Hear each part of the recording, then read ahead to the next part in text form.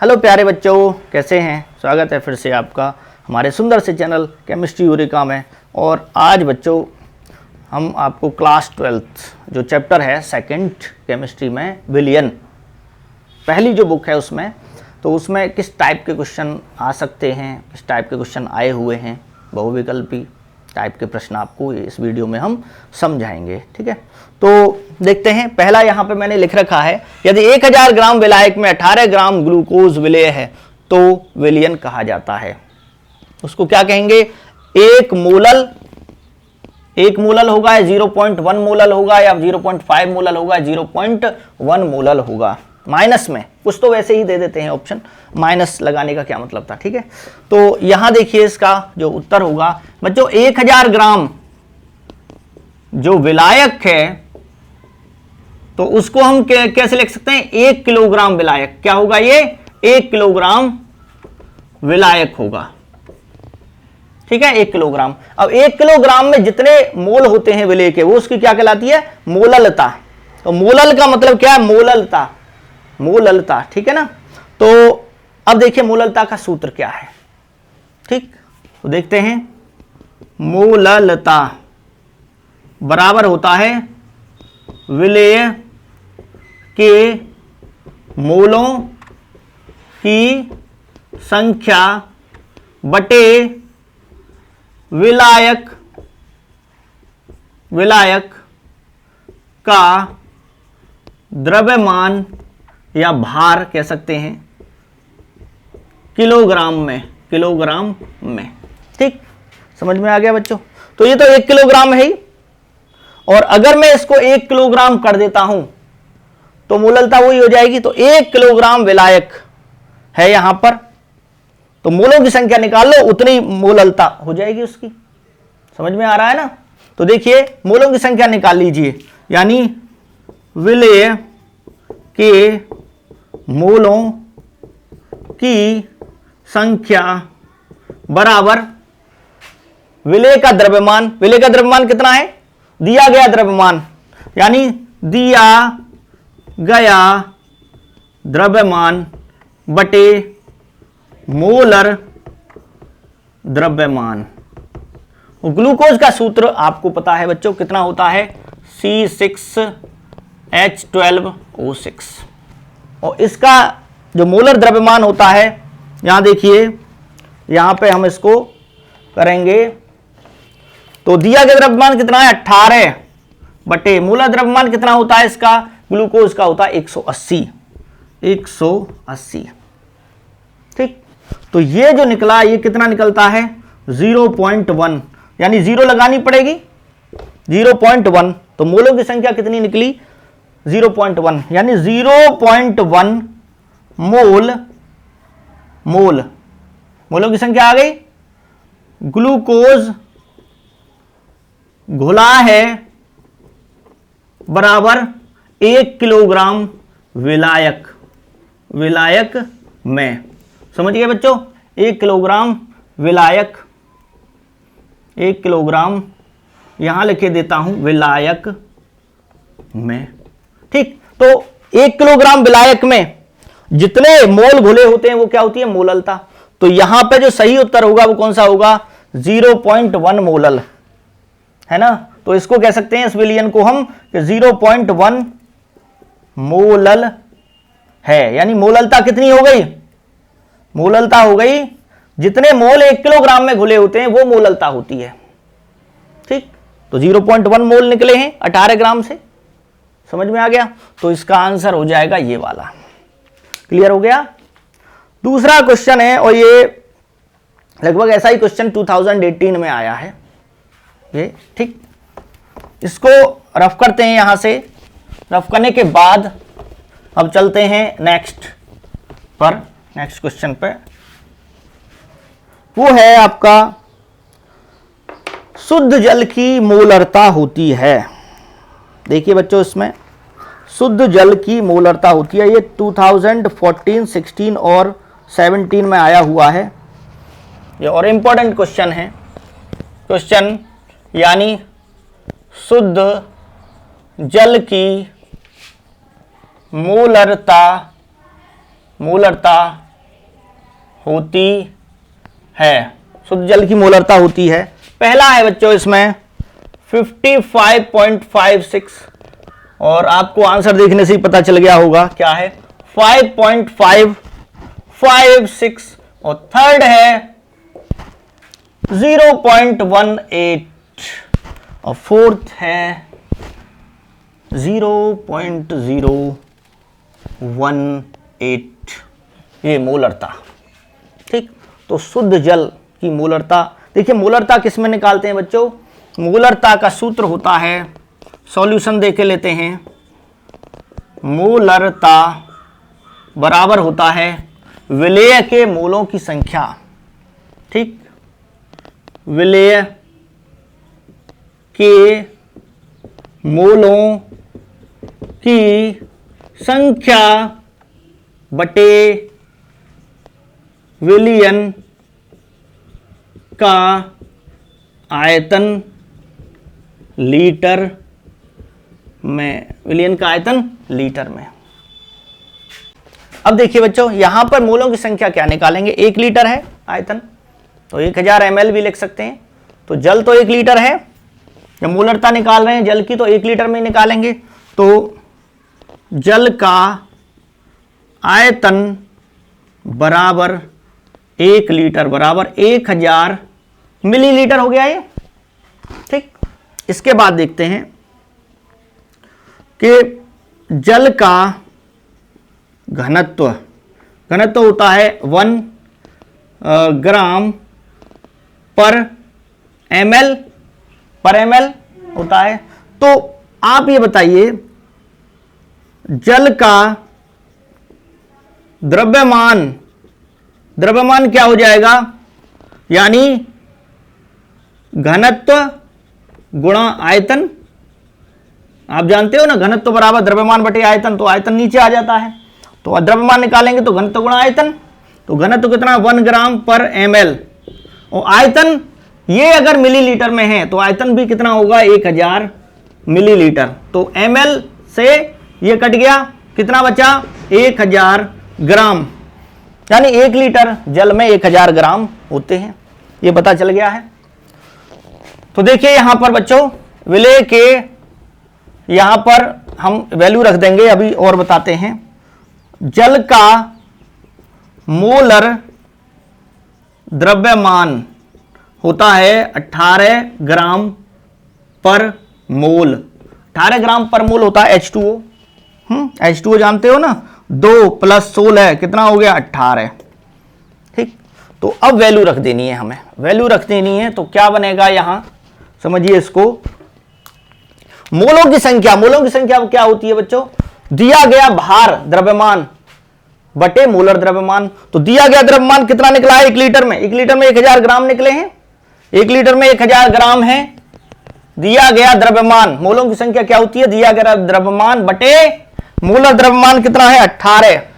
18 बटे आयतन 1 लीटर है। आयतन 1 लीटर है।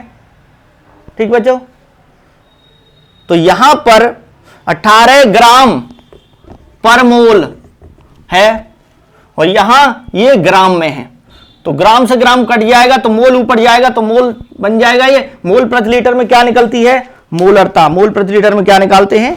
मोलरता। ठीक है, तो देखते हैं, ये 1000 है, 1000। ठीक, और 1000 एक यहां चला जाएगा, 1000 बटे 1 नीचे हो गया, 18 गुणा 1 ऐसे चला जाएगा, तो मोल प्रति लीटर, लीटर ऊपर चला जाएगा। ठीक, मोल प्लस में हो जाएगा, लीटर माइनस में हो जाएगा। तो ये आता है 55.56।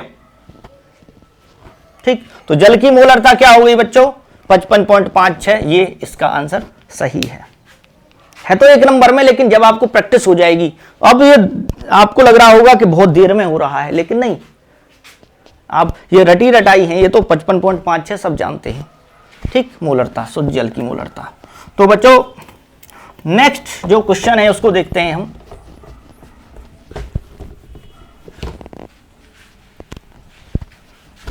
अच्छा नेक्स्ट क्वेश्चन देखिए बच्चों, नेक्स्ट क्वेश्चन में क्या होगा आपका, जैसे ये है किसका वाष्प दाब न्यूनतम होगा। क्वेश्चन है नेक्स्ट, किसका वाष्प दाब यानी वेपर प्रेशर, वाष्प दाब न्यूनतम होगा, किसका वाष्प दाब इसमें न्यूनतम होगा, ये है। ठीक है, तो देखते हैं इसको। ये है इसके ऑप्शन है, नंबर 1 है 0.1 एम मोलर, एम का मतलब है मोलर, BaCl2 विलियन। ठीक, दूसरा है 0.1 एम फिनॉल विलियन, फिनॉल विलियन। ठीक, तीसरा है बच्चों इसमें 0.1 एम सुक्रोज विलियन। ठीक, और चौथा है 0.1 M sodium chloride, sodium chloride विलियन। ये हैं 4 ऑप्शन। ठीक, अब इसमें क्या करेंगे हम कि किसका वाष्प दाब न्यूनतम होगा, सबसे कम वाष्प दाब। तो देखिए जितने विलियन में घोलने पर अगर कणों की संख्या ज्यादा होती है तो वो वाष्प में जाने से रोकता है, और वाष्प में जाने से रोकेगा तो वाष्प कम बनेगी, और वाष्प कम बनेगी तो वाष्प दाब भी क्या होगा, कम होगा। तो किसमें कणों की संख्या ज्यादा है, ये आपको पता है, ये जो है ये अणुसंख्या गुणधर्म यानी कोलिगेटिव प्रॉपर्टी क्या होती हैं, जो कणों पर निर्भर करती हैं, जो कणों की संख्या पर निर्भर करती हैं। ठीक, तो यहां देखते हैं इसको, देखिए मोल सबके बराबर है, 0.1 मोल 0.1 मोल 0.1 मोल। अब ये ब्रेक होता है, टूटता कैसे है, पहला सॉल्यूशन देख लेते हैं इसका। ये टूट जाता है किसमें, 0.1 एम Ba2+ में टूट जाएगा ये। ठीक, 0.1 M Ba2+ plus 0.1 M 1 M यानी डबल हो गए, 2 हो गए, 2 Cl हैं तो 2 Cl हैं तो क्या हो गया, इसमें 2 की गुणा हो जाएगी, मल्टीप्लाई 0 ये 2 Cl नेगेटिव m, इतने हो गए। तो मल्टीप्लाई कर दीजिए, इसमें डबल हो जाएगा, कितने हो जाएंगे, ये हो जाएगा 2 एकन 2, 2 है ना, तो ये हो जाएगा 0.2 एम Cl माइनस हो गए, डबल हो गए ना। तो इसमें देखिए बच्चों ये हो गया। अब ये पहला है, यहां पे कुल जो कणों की संख्या है, ज्यादा कणों की संख्या होगी तो वो वाष्प दाब को क्या करेगा, कम करेगा, उसी का वाष्प दाब सबसे कम होगा जिसमें कणों की संख्या ज्यादा होगी। ठीक, तो याद रखिए कणों की संख्या ज्यादा, कणों की संख्या अधिक तो वाष्प दाब क्या होगा, वाष्प दाब न्यूनतम होगा। यह कॉन्सेप्ट याद रखें आप, सबसे कम होगा। ठीक, तो यहां कितना हो गया, 0.2 और 0.3 कितना हो गया, 0.1, तो 0.3 एम ये कणों की संख्या हो गई। ठीक, दूसरा देखते हैं फिनॉल। फिनॉल जो होता है, फिनॉल टूटता है, कम टूटता है, जैसे 0.1 एम C6H5OH ये फिनॉल है, और ये जो टूटेगा बच्चों, ये टूटेगा आपका 0.1 एम C6H5O माइनस और 0.1 एम H+, यानी कि यहां भी अगर ये वैसे तो कम टूटता है, पूरी तरह से नहीं टूटता, ये कमजोर है, दुर्बल होता है, दुर्बल अम्ल है ये, फिर भी अगर हम मान के भी चलें कि पूरा भी टूट रहा है तो भी कितने बन गए यहां पर, 0.1 और 0.1, एक ही तो H है, तो इतना पार्ट और इतना पार्ट कितना हो गया, 0.2 एम। यानी अभी कणों की संख्या इसमें ज्यादा है सबसे। ठीक, तीसरा है पॉइंट यहां सुक्रोज विलयन, चीनी का विलयन ये टूटता ही नहीं है, तो 0.1 m सुक्रोज होता है C12H22O11, ये टूटता ही नहीं है, तो इसके 0.1 ही रहेंगे। यहां पर कितना होगा 0.1 m ही रहेगा। फोर्थ है यहां पर 0.1 m सोडियम क्लोराइड NaCl, अगर इसको भी हम पूरी ये क्योंकि ये प्रबल है ये दुर्बल है, ठीक, तो कणों की संख्या इसमें ज्यादा होगी, ये पूरी तरह से टूट जाता है, तो 0.1 m Na प्लस और प्लस 0.1 m Cl माइनस, तो टोटल कितने हो गए 0.2 m।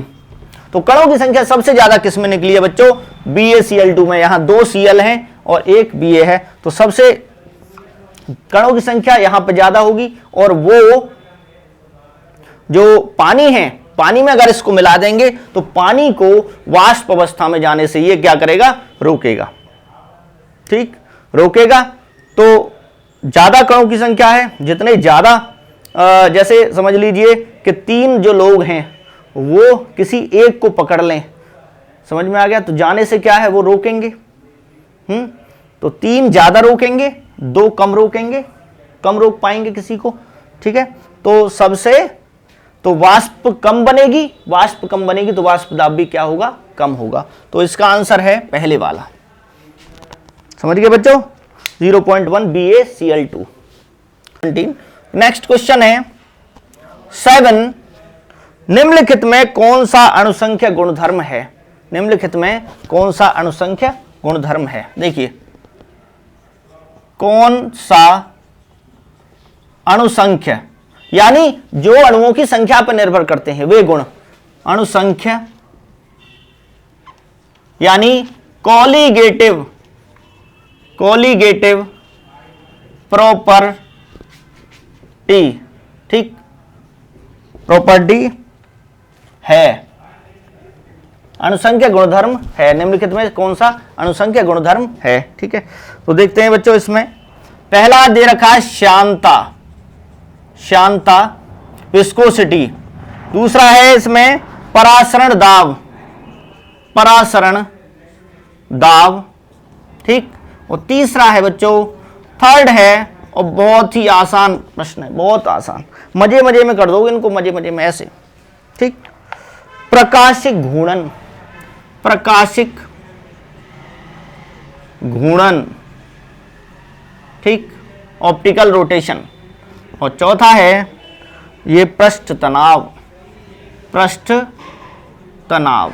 देखिए बच्चों 4 आपके अणुसंख्य गुणधर्म दे रखे हैं सिलेबस में, और आपको इनके बारे में पता होना चाहिए कि कौन कौन से हैं वो 4। ठीक, तो कौन कौन से हैं 4 अणुसंख्य गुणधर्म। एक तो है आपका वाष्प दाब, वाष्प दाब में अवनमन, ठीक, वाष्प दाब में सापेक्षिक अवनमन, सापेक्षिक सापेक्षिक अवनमन,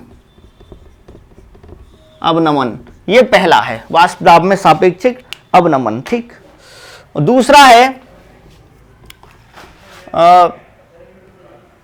दूसरा है आपका हिमांक में अवनमन, अवनमन, हिमांक में अवनमन।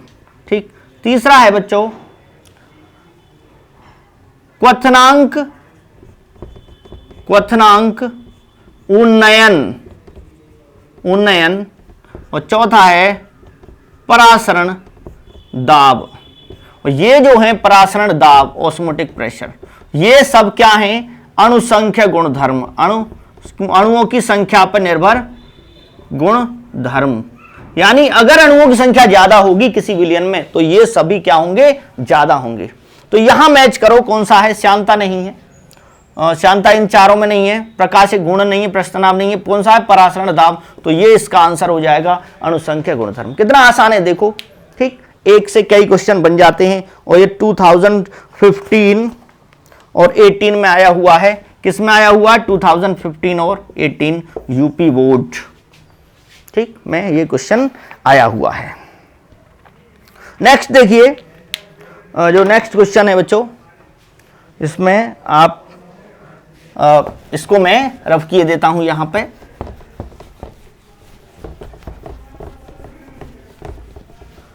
यहां देखिए, निम्नलिखित में से विलयन का कौन सा भौतिक, क्वेश्चन है नेक्स्ट, निम्नलिखित में से विलयन का, निम्नलिखित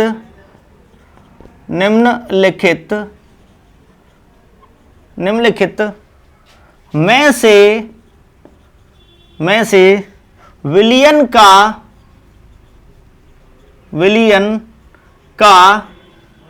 का कौन सा भौतिक गुण अणुओं की संख्या पर निर्भर नहीं करता? कौन सा विलयन का कौन सा भौतिक गुण, कौन सा भौतिक गुण अणुओं की संख्या पर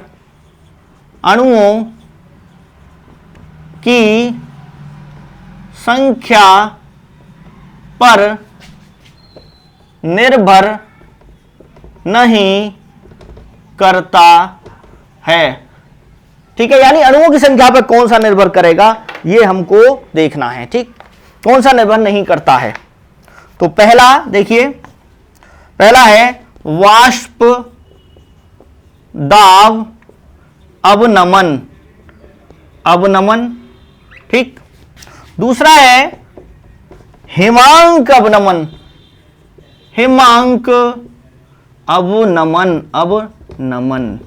इस टाइप से कीजिए, हिमांक अवनमन। तीसरा है पृष्ठ तनाव, ठीक। और चौथा है परासरण दाब। ये 2018-19 में आया हुआ है। तो बच्चों यहां बताइए, अणुओं की संख्या पर कौन कौन निर्भर करता है? वाष्प दाब में अवनमन निर्भर करता है, ये अभी बताया था, अणुओं की संख्या पर निर्भर करता है।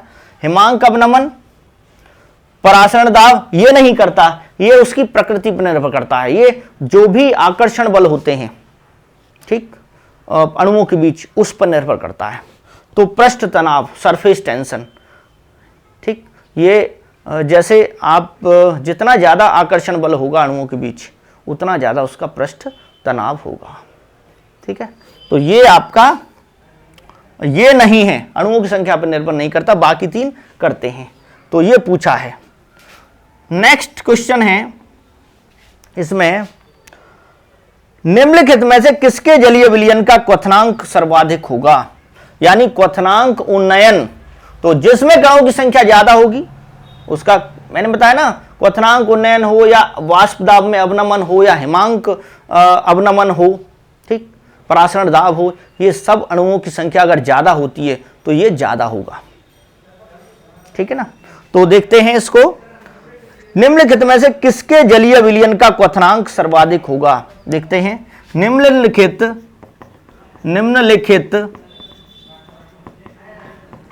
में से किसके जलीय विलयन का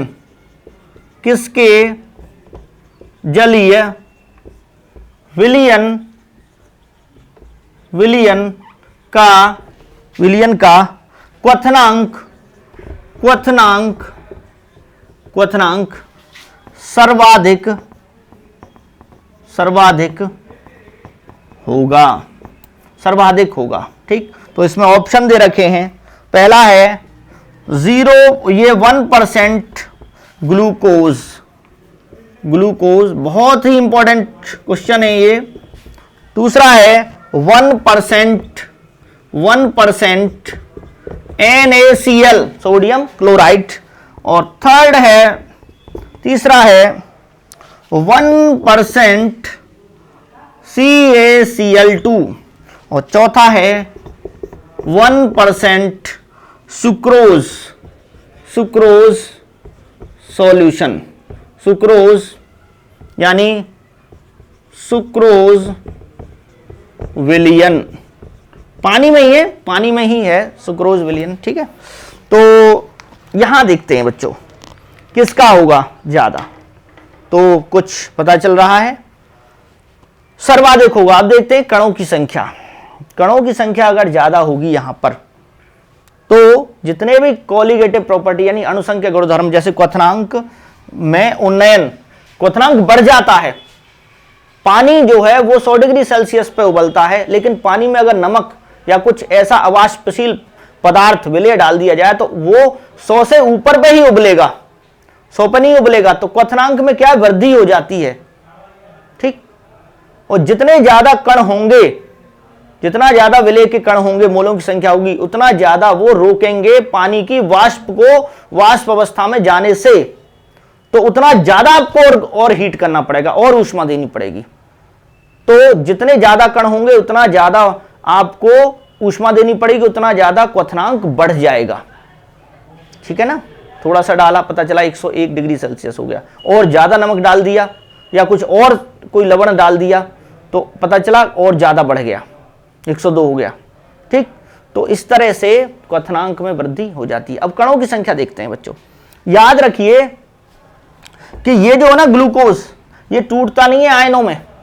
तो अगर 1% है तो 1% ही रहेगा, यानी 100 ग्राम अगर विलियन है तो उसमें 1 ग्राम ग्लूकोज डाला है, 99 ग्राम क्या है, पानी है। ऐसे ही इसमें 1% का मतलब क्या हुआ कि 100 ग्राम अगर विलियन है तो 1 ग्राम चीनी है, और 99 ग्राम क्या है, इसमें 99 ग्राम क्या है बताओ, पानी है। सीधा सीधा 1% का ये तो मतलब हुआ। तो न तो चीनी का विलयन टूटता है आयनों में, नहीं ग्लूकोज का टूटता है आयनों में, ठीक। तो ये तो दोनों कैंसिल हो गए, ये भी नहीं है और ये भी नहीं है। अब बात करते हैं आयनिक। ये सहसंयोजक पदार्थ होते हैं, दोनों ही सहसंयोजक यौगिक हैं, तो ये आयनों में नहीं टूटते हैं, ये आयनिक नहीं है। आयनिक का हमेशा ज्यादा होगा, याद रखना आयनिक का, लेकिन आयनिक 2 हैं, ये है और ये है, ये भी टूट जाए। अब कणों की संख्या ज्यादा किसमें होगी, हम जब डालते हैं तो कणों की संख्या देखिए 1%, दोनों में ही 1% है, तो NaCl टूट जाता है किस किस में, Na प्लस में और Cl माइनस में, ठीक, टूट गया। तो 2 बन गए, 2% बन गया सीधा सीधा, क्योंकि 1% था ये, अब टूट गया डबल में, तो 1% ये हुआ, 1% ये हुआ, तो 2% बन गए। अब 1% CaCl2 का देखते हैं, CaCl2 ये किस किस में टूटेगा, ये टूटेगा Ca2 प्लस 2Cl माइनस, यहां 2 हैं तो देखिए 2 तो ये हो गए 2 कण, अगर परसेंट को भी छोड़ दो, परसेंट तो बराबर है उससे छोड़ दो, यहां 2 हैं और यहां 1 है, कितने हो गए इसमें 3 आयन बने। कितने आयन बने बच्चों, इसमें बने 3 आयन, और इसमें कितने बने 1 और 1 2, 1 और 1 2 2। तो बताओ कणों की संख्या किसमें ज्यादा है, कणों की संख्या ज्यादा है इसमें CaCl2 में, तो ये इसी में क्वथनांक जो होगा सर्वाधिक वो इसी में होगा, वृद्धि इसी में ज्यादा होगी, क्वथनांक उन्नयन इसी में ज्यादा होगा। तो ये आंसर है इसका सही। तो आयन आप देख लीजिए, आयन जितने ज्यादा बन रहे हैं उसका उतना ही ज्यादा क्वथनांक में उन्नयन या वाष्प दाब में अवनमन या हिमांक में अवनमन या परासरण दाब, परासरण दाब भी अगर पूछा जाता किसका सबसे अधिक है तो भी इसी का होता परासरण दाब, ठीक। वाष्प दाब में अवनमन पूछा जाता तो भी इसी का होता। तो देखो एक क्वेश्चन से कितने क्वेश्चन बन रहे हैं, और ये आया हुआ है क्वेश्चन 2017-18 में, किसमें आया हुआ है 2017 और 18 में, ये यूपी बोर्ड में क्लास 12th में आया हुआ है, ठीक। और ध्यान से देखिए बच्चों, इस टाइप के क्वेश्चन आपको जरूर मिलेंगे पेपर में, ठीक। तो यहाँ पे मैं इसको क्या करता हूँ, रफ कर देता हूँ, ठीक। तो देखते हैं, देखो लिखने से ये है कि आपको टाइम तो लग रहा है वीडियो बनाने में, लेकिन इससे क्या होगा कि आपको समझ में आ जाएगा, ठीक। अब देखिए जरा, किस सूत्र द्वारा मोलल उन्नयन स्थिरांक की गणना की जा सकती है? किस सूत्र द्वारा मोलल, अभी इसको पढ़ेंगे हम, इससे पहले एक और क्वेश्चन देखते हैं 2010-16 का है। जब एक टाइप के क्वेश्चन चल रहे हैं तो एक ही टाइप के स्टडी करें पहले। निम्नलिखित विलयनों में सर्वाधिक परासरण दाब किसका होगा? निम्नलिखित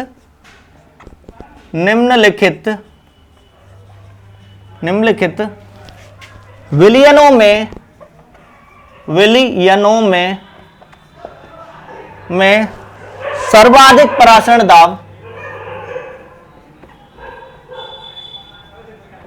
सर्वाधिक परासरण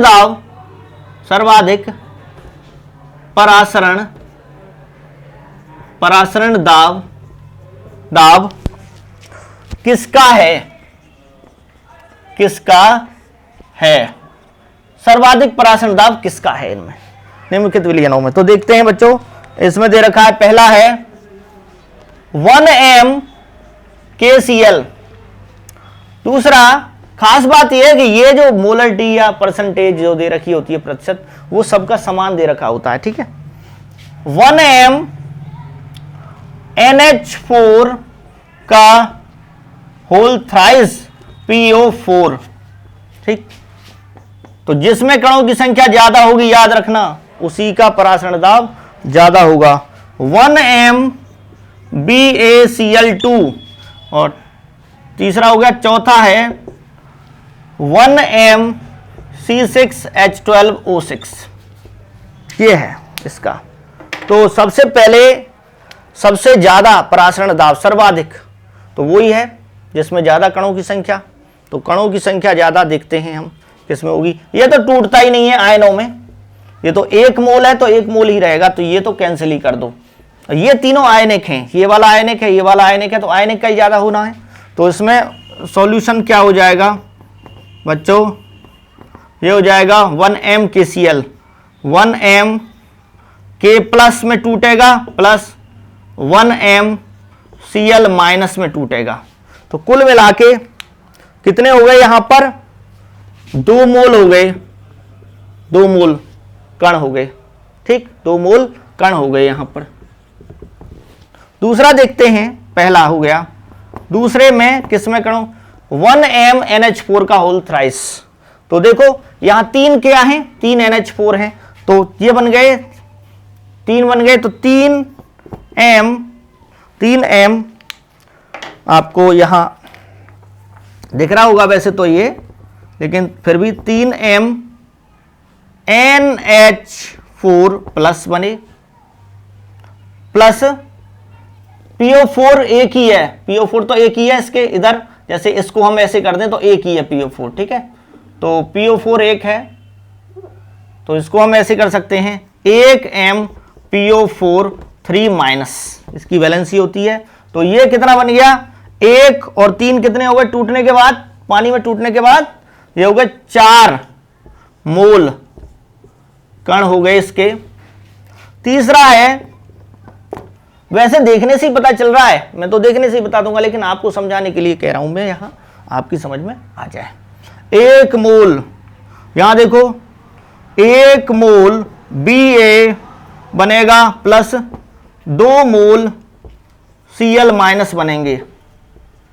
तो कुल कितने हो गए? 2 और 1 3 मोल कण हो गए।